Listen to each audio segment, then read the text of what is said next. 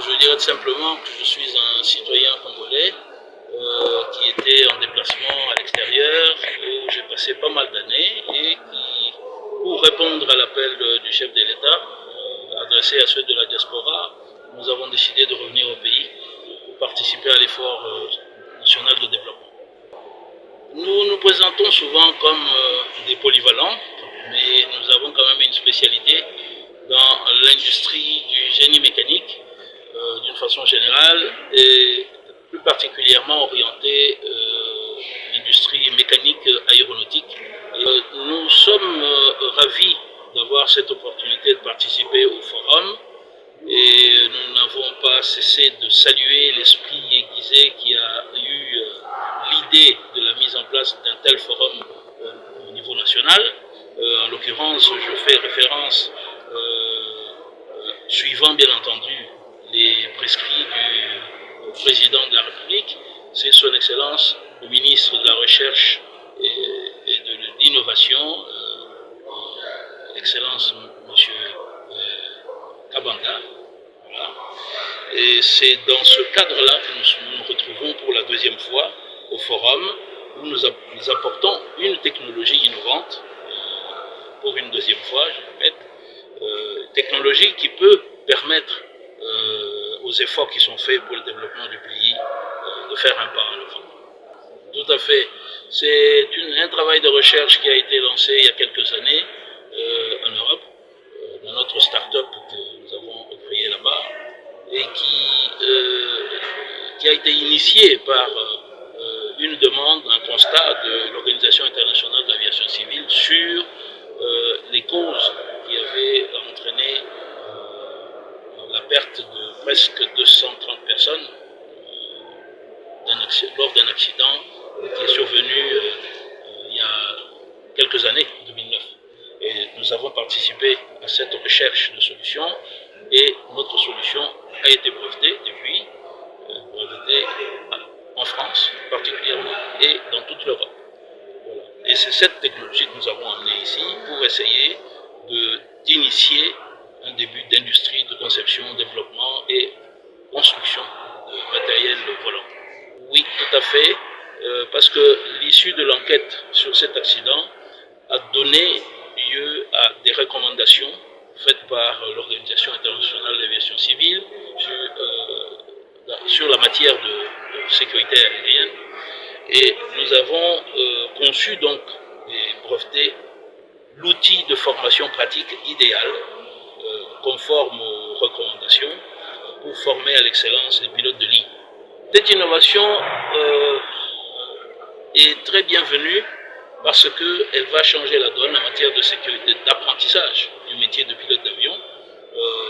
Nous avons réussi à amener non pas un produit, mais des emplois qui vont permettre à tous ceux qui vont y entrer assez rapidement de s'épanouir socialement. Parce que c'est un domaine qui paye et qui paye bien. Et en contrepartie, j'adressais le même message à l'État. La meilleure façon d'optimiser les revenus de l'État, c'est de créer les conditions de développement de nombreuses entreprises technologiques qualifiées dans ce domaine-là, qui vont générer des salariés très bien payés, épanouis, qui vont payer les taxes, etc., etc. Et le revenu de l'État va augmenter à la même vitesse.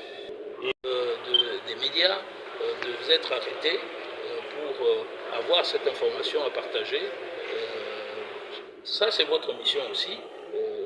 Votre présence ici nous indique que vous êtes avisés, donc nous comptons sur vous pour faire savoir au plus grand nombre, qu'il soit politique ou pas, que nous avons ce domaine-là, dans lequel le Congo, un grand pays doté de beaucoup de richesses, a le devoir de mettre ses pieds. Rentrer dedans, même par effraction, j'entends par là, nous n'y sommes pas attendus, n'attendons pas que quelqu'un vienne par bonne volonté nous y inviter. Nous pouvons y entrer parce que nous avons des produits. Merci beaucoup. Nous n'avons pas. Et ajouter à cette dimension industrie la participation, l'implication des universités et des instituts techniques qui forment des jeunes ingénieurs chez nous pour qu'ils puissent avoir une chance de faire des stages dans cette dimension-là et pouvoir se placer comme salariés chez nous, dans le cadre qui correspond aux études qu'ils auront fait. Parce que jusque-là, ça n'est pas le cas.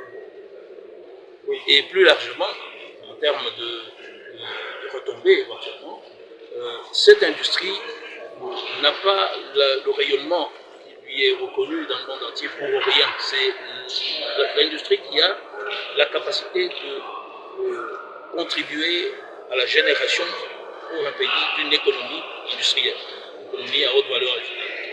C'est pour ça que nous avons choisi ce domaine, qui est celui dans lequel nous avons l'expertise, bien entendu, pour lancer le programme. Je pense que, étant donné que notre pays n'est pas tout à fait un pays de culture industrielle, ce n'est pas seulement les gouvernants, nous avons tous le devoir d'apprendre à découvrir les avantages d'avoir le pied dans l'industrie. Mais quand je dis industrie, c'est le lieu où on conçoit, on développe et on produit. On met de la valeur ajoutée à ce que l'on produit.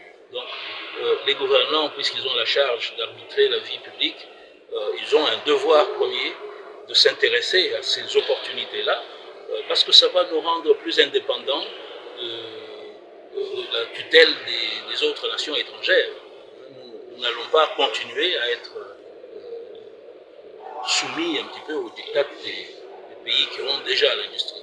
Nous pouvons nous rendre indépendants en adoptant ce profil industriel, d'autant plus que notre pays, je veux dire, possède les matières premières que tous les autres envient. Nous avons des meilleures raisons de rentrer là.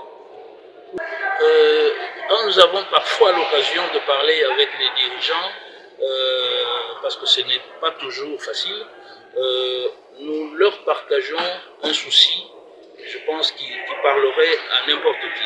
Ce qu'il faut calculer, mesurer, ce n'est pas tant ce que coûte de rentrer dans l'industrie, mais c'est ce que ça nous coûte de ne pas être dans l'industrie, de ne pas avoir l'économie industrielle. Ça nous coûte beaucoup plus cher que tout ce que nous ne voulons pas mettre en marche pour rentrer dans l'industrie. Les perspectives d'avenir grâce à ce domaine-là, chez nous, sont innombrables, incalculables même, je dirais, parce que j'ai dit que c'est l'industrie qui produit de la valeur ajoutée, donc c'est l'industrie qui va nous permettre de voir notre pays doté de ressources qui sont aujourd'hui une aspiration. Grâce aux produits de l'industrie tels que je l'ai décrite, ces revenus peuvent être multipliés par un facteur assez important.